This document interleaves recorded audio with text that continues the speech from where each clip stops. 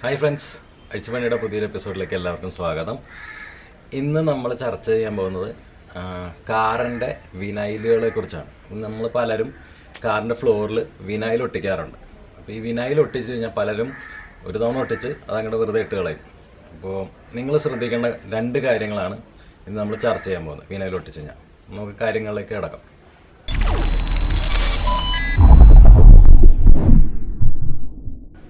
അപ്പം ഒന്നാമത്തെ കാര്യം, നിങ്ങൾ വിനൈൽ ഒട്ടിച്ച് കഴിഞ്ഞാൽ അത് എപ്പോഴും വൃത്തിയാക്കി വയ്ക്കുക, എപ്പോഴും തുടച്ച് വൃത്തിയാക്കി വയ്ക്കുക. കാരണം എന്താ വെച്ച് കഴിഞ്ഞാൽ ഇത് വൃത്തിയായിരിക്കാൻ വേണ്ടിയിട്ടാണ് നമ്മൾ വിനൈൽ ഒട്ടിക്കണം. പക്ഷേ എന്നാലും നമ്മൾ വിനൈൽ തുടച്ച് വൃത്തിയാക്കി വയ്ക്കുക എന്ന് പറഞ്ഞാൽ എന്താ വെച്ച് കഴിഞ്ഞാൽ നമ്മൾ ഒട്ടിച്ച് ഒരു 6 മാസമൊക്കെ കഴിയുമ്പോഴത്തേക്കും, ഏതാണ്ട് ഒരു 6 മാസമൊക്കെ കഴിയുമ്പോഴത്തേക്കും നമ്മുടെ ബാക്ക് സൈഡിൽ ബാക്ക് സീറ്റിൻ്റെ ഒക്കെ അടുത്തായിട്ട് ഈ വിനൈൽ കീറിപ്പോവും, നമ്മളറിയില്ല.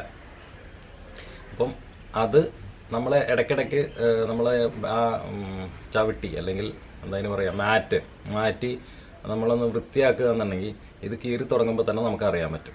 ഇത് വളരെ ഇമ്പോർട്ടൻ്റ് ഒരു കാര്യമാണ്. കാര്യം എന്താണെന്ന് വെച്ച് കഴിഞ്ഞാൽ നിങ്ങളുടെ വിനൈൽ കീറി തുടങ്ങി കഴിഞ്ഞ് കഴിഞ്ഞാൽ നിങ്ങളുടെ പാസഞ്ചർ കയറുമ്പോഴത്തേക്കും, അല്ലെങ്കിൽ നിങ്ങളുടെ ആരാണ് നിങ്ങളുടെ വണ്ടി യൂസ് ചെയ്യുന്ന ബാക്കിലിരിക്കുന്നതെന്ന് വെച്ച് കഴിഞ്ഞാൽ അവർ കയറുമ്പോൾ മഴക്കാലത്തൊക്കെ ആണെന്നുണ്ടെങ്കിൽ അത് നനഞ്ഞ കാലം കൊണ്ടായിരിക്കും കയറുന്നത്. അപ്പം നിങ്ങളുടെ മാറ്റ് നനഞ്ഞു കഴിഞ്ഞ് കഴിഞ്ഞാൽ ഒരു ജാതി വൃത്തിയായിട്ട മണം വരും. അപ്പം അത് അവോയ്ഡ് ചെയ്യാൻ വേണ്ടിയിട്ടാണ് നമ്മളെപ്പോഴും നോക്കണം എന്ന് പറയുന്നത്. സിമ്പിൾ കാര്യമാണ്. പലരും പറയും ഇതാണോ വലിയ കാര്യം എന്ന് പറയും. പക്ഷേ ഇതിൻ്റെ കൂടെ തന്നെ വേറൊരു കാര്യവും കൂടെ ഉണ്ട്, അത് വളരെ ഇമ്പോർട്ടൻ്റ് ആണ്. ഈ മാറ്റ് അവിടെ ഇരുന്ന് നനഞ്ഞ് ഈ സാധനം ഉണങ്ങില്ല. ഒരിക്കൽ നമ്മുടെ വണ്ടിയുടെ കൂടെ വരുന്ന മാറ്റ് നനഞ്ഞു കഴിഞ്ഞാൽ അത് ഉണങ്ങാൻ ബുദ്ധിമുട്ടാണ്. അപ്പോൾ അതുകൊണ്ട് തന്നെ പിന്നീട് അത് പ്രശ്നം ഉണ്ടാക്കും. ഇനി രണ്ടാമത്തെ കാര്യം എന്താണെന്ന് വെച്ച് കഴിഞ്ഞാൽ, രണ്ടാമത്തെ കാര്യം ഇതേമാതിരി തന്നെ ഇമ്പോർട്ടൻ്റ് ആണ്, വളരെ ഇമ്പോർട്ടൻ്റ് ആണ്. നേരത്തെ പറഞ്ഞതിൻ്റെ ബാക്കി തന്നെയായിട്ട് വരുന്ന ഒരു കാര്യമാണ്. നമ്മുടെ കാറിൻ്റെ ഒരു ക്യാബിനിൻ്റെ ഫ്ലോറിൽ എപ്പോഴും 2-3 തരത്തിലുള്ള ബുഷ് വെച്ചിട്ട് അവർ ക്ലോസ് ചെയ്ത് വെച്ചിട്ടുണ്ടാവും. അതായത് ഇവിടെ കാറിൻ്റെ ഇൻറ്റീരിയറൊക്കെ കഴിയുകയാണെന്നുണ്ടെങ്കിൽ ആ വെള്ളം പോകാനായിട്ട് ഔട്ട്ലെറ്റ് മാതിരി ചെറുതായിട്ട് ബുഷ് വെച്ചിട്ടുണ്ടാവും. ഈ ബുഷുകൾ കുറച്ച് നാൾ കഴിയുമ്പോൾ, വണ്ടി പുതിയതാകുമ്പോഴാണ് മിക്കവാറും നമ്മളെല്ലാവരും പുതിയ വണ്ടി എടുക്കുമ്പോഴാണ് അത് വിനൈലൊക്കെ ചെയ്യുന്നത്. അപ്പോൾ നമ്മൾ വിനൈൽ ഒട്ടിച്ചതിന് ശേഷം നമ്മൾ ഇടയ്ക്കിടയ്ക്ക് സർവീസ് ചെയ്യാൻ പോകുമ്പോഴോ ഒക്കെ ആയിട്ട് നമ്മൾ അതിൻ്റെ അടിയിലത്തെ ബുഷ് ചെക്ക് ചെയ്തില്ല എന്നുണ്ടെങ്കിൽ ബുഷ് ഊരിപ്പോവുകയും പിന്നെ നമ്മുടെ വണ്ടി വെള്ളത്തിലിറങ്ങുമ്പോൾ ഈ മാറ്റ് അടിയിൽ കൂടെ നനയും. അതായത് വിനൈലല്ല, വിനൈലിൻ്റെ അടിയിൽ നമ്മുടെ കമ്പനി ഒട്ടിച്ച ഒറിജിനൽ മാറ്റ് ഉണ്ടാവും. ആ ഒറിജിനൽ മാറ്റ് അടിയിൽ കൂടെ നനഞ്ഞു കഴിഞ്ഞ് കഴിഞ്ഞാൽ പിന്നെ ഈ വെള്ളം പറ്റി പോകാനായിട്ട് പ്രത്യേകിച്ച് സ്ഥലമൊന്നുമില്ല, വന്ന വഴിയെ തന്നെ പോകണം.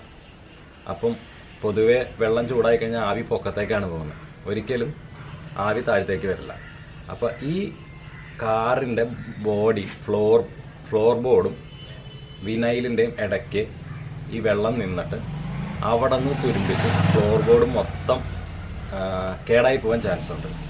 അപ്പം ഈ രണ്ട് കാര്യങ്ങൾ എന്തായാലും നിങ്ങൾ ശ്രദ്ധിക്കുക. ഇത് എനിക്ക് കിട്ടിയ ഒരു എക്സ്പീരിയൻസ് എന്നാണ് പറയുന്നത്. എൻ്റെ പഴയ വണ്ടി ലാൻസറായിരുന്നു. ഞാൻ ആദ്യം തന്നെ സെക്കൻഡ് ഹാൻഡ് വണ്ടി മേടിച്ചതിന് ശേഷം ഞാൻ വേഗം പോയി ഫ്ലോറൊക്കെ വൃത്തിയായി കിടക്കാൻ വേണ്ടിയിട്ട് ഞാൻ ഫസ്റ്റ് തന്നെ വിനൈലാണ് അടിച്ചത്.